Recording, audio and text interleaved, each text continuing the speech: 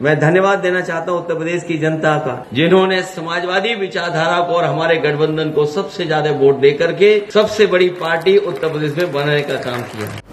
जो सांसद लोग चोट खाए हैं वो हमारे बड़े बड़े एक्टरों को फेल कर चुके हैं। मैं एक ही बात कहना चाहता हूं, जो सत्ता में होता है वही तानाशाह होता है।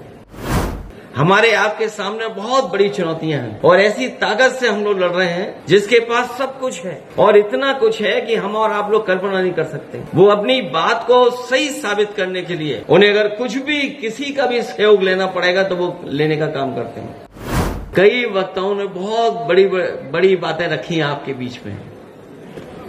मैं उन सब से अपने आप को जोड़ता हुआ, आप सब जानते हैं तमाम राजनीतिक दल हैं, लेकिन इकलौती समाजवादी पार्टी वो पार्टी है जिसके नाम में ही समाजवाद है। जो प्रेम्बल में हमारा समाजवाद है वो हमारी पार्टी का नाम है। देश में कोई और दूसरा दल नहीं है। तो नेताजी ने इसी मिट्टी से उठ करके, इसी मिट्टी में जोखिम उठा करके, इसी मिट्टी में खून पसीना बहा करके इस विचारधारा को और इस पार्टी को यहां बनाने का काम किया।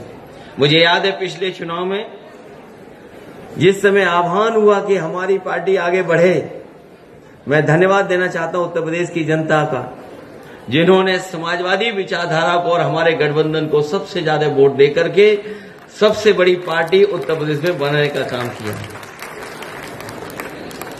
क्योंकि बहुत सारे हमारे कवि 1-1.5 घंटे से आगे होंगे।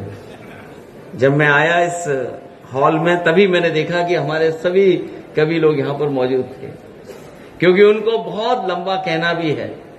मैं इतना ही कहना चाहता हूं कि जिन परिस्थितियों में हम और आप लोग राजनीति कर रहे हैं, हमारे आपके सामने बहुत बड़ी चुनौतियां हैं और ऐसी ताकत से हम लोग लड़ रहे हैं जिसके पास सब कुछ है और इतना कुछ है कि हम और आप लोग कल्पना नहीं कर सकते।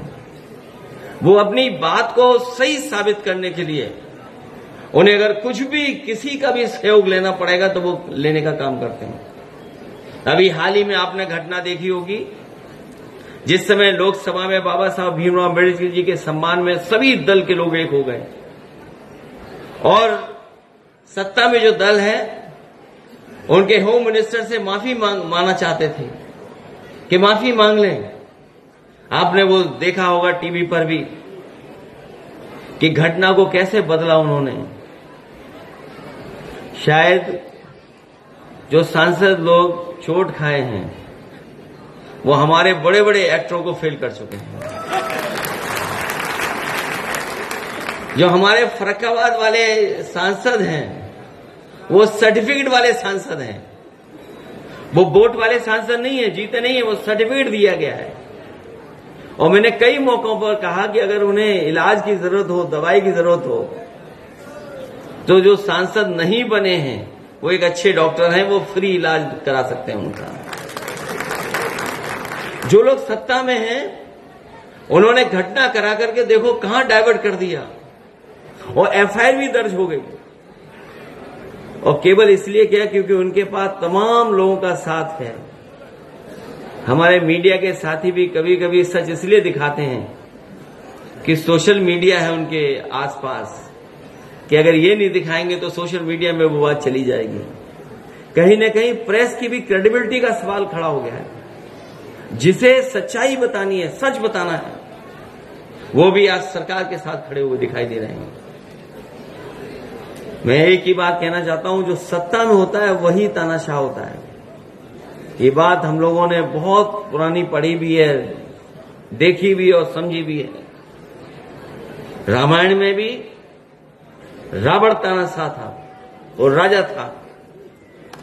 महाभारत में भी कंस और दुर्योधन राजा था, वो तानाशाह था।